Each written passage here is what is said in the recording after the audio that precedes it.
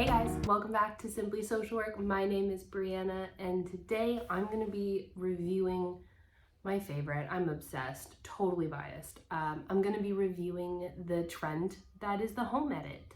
And a little bit more than that, why organization and decluttering has just taken the world by storm, particularly during COVID-19, during the pandemic when we've all been stuck at home. Not sponsored, not affiliated. I wish. I would literally die if there was some kind of opportunity for me to work with the home edit and those girls. But sadly, no. This is just me coming to you from a mental health professional perspective and just talking about what the hype is all about. So in 2019, was it in 2019? I don't even know. Maybe I should look that up. Hang on.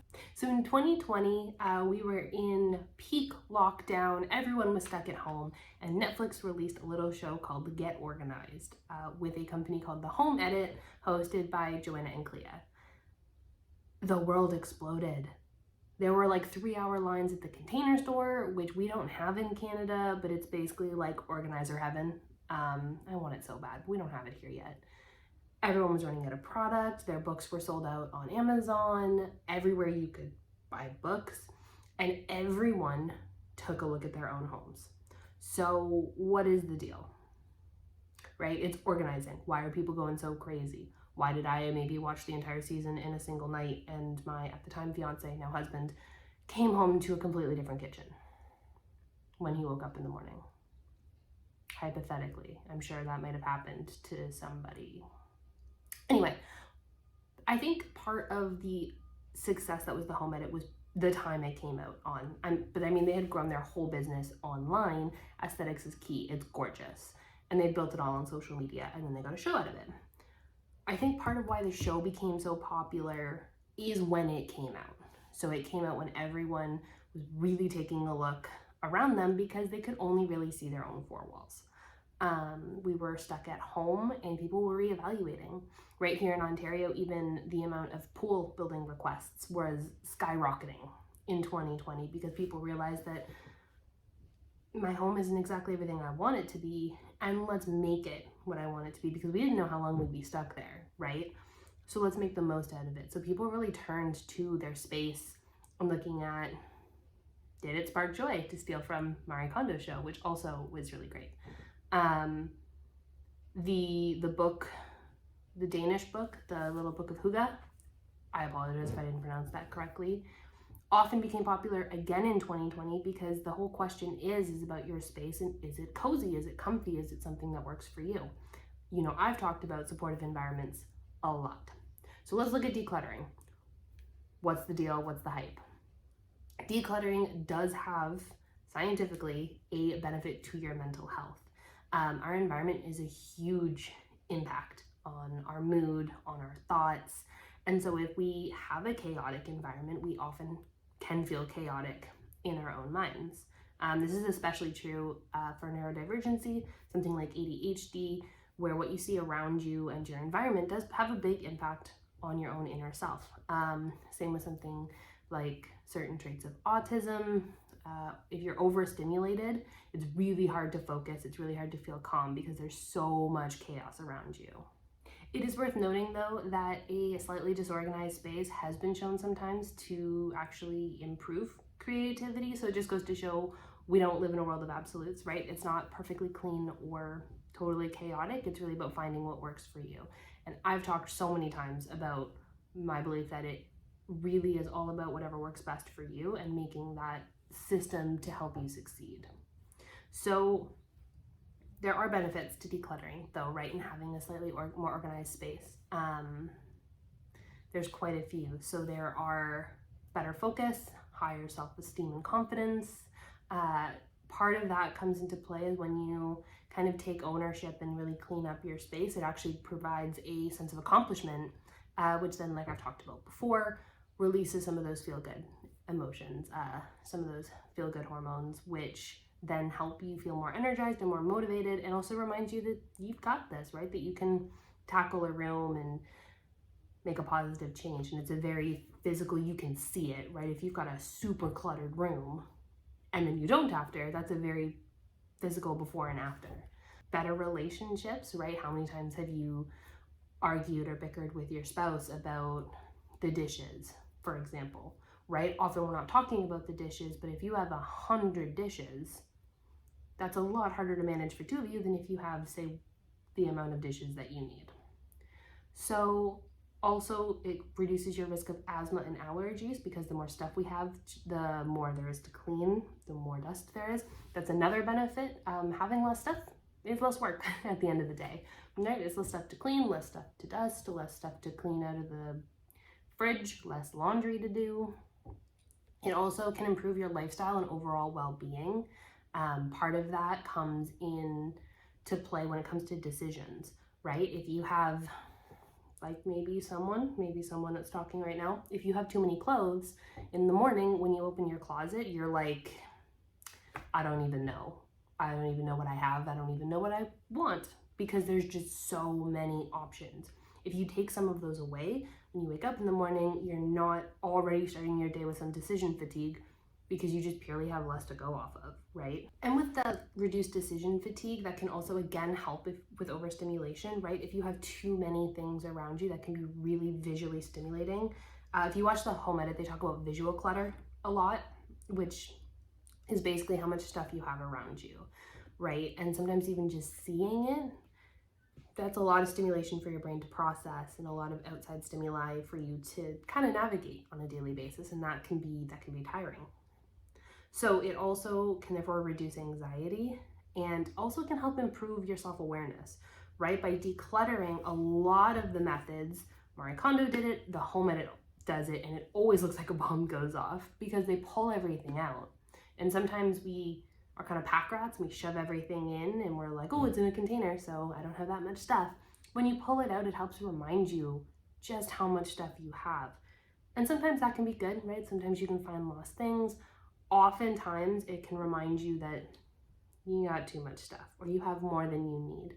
And once you do the decluttering process, especially like the way the Home Edit does, where they really pull everything out, sort it, and then put it back, which I'll talk about in a minute, that stays with you, okay? The day you take all of your clothes out, that stays with you, and you remember that moving forward. It actually helps you make more informed decisions, and better decisions sometimes, about what it is that you have and what it is that you need.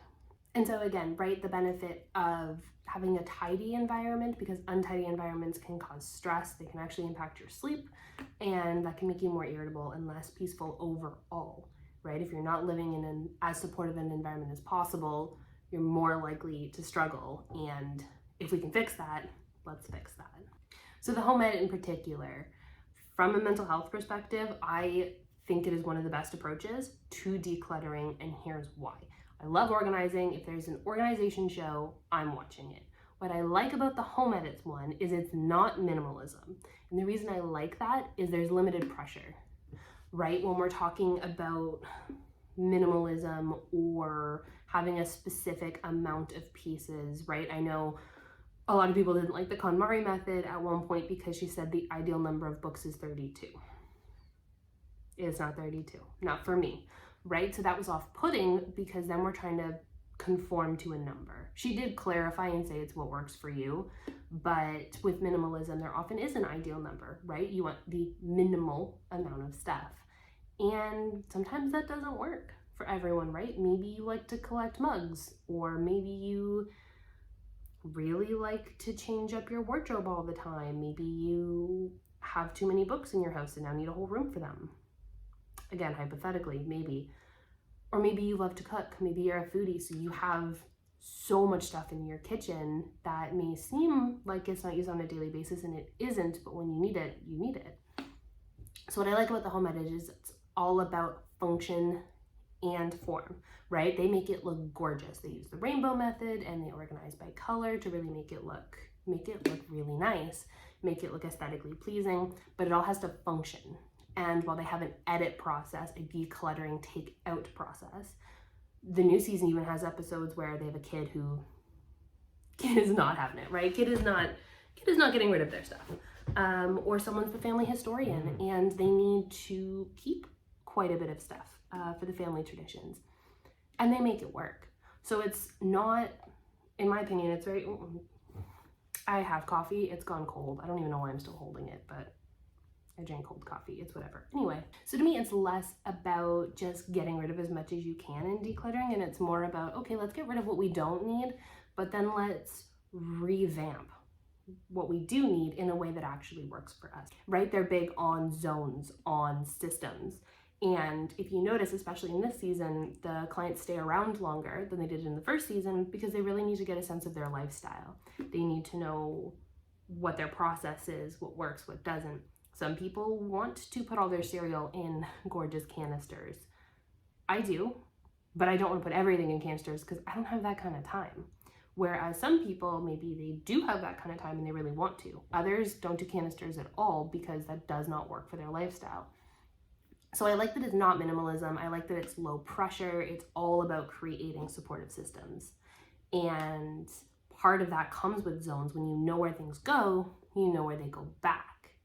And I kind of take a similar approach to, say, coping strategies, right? I'm all about learning, practicing healthy coping strategies so that when you have that emotion, you know where to go, you know, a coping strategy to go to. And so function supportive systems, right? It has to be what works for you and not what works for Pinterest. The Home Edits Instagram is beautiful, but my kitchen is never going to look like that, and it would not work for me if it did look like that. And the other thing is that they clearly have fun doing it, except when they don't, right? They sometimes have a habit of going down the rabbit hole and focusing too much on what doesn't matter, or what doesn't matter as much. And that's when you see they need to take a step back, go home for the night, and come at it with fresh eyes.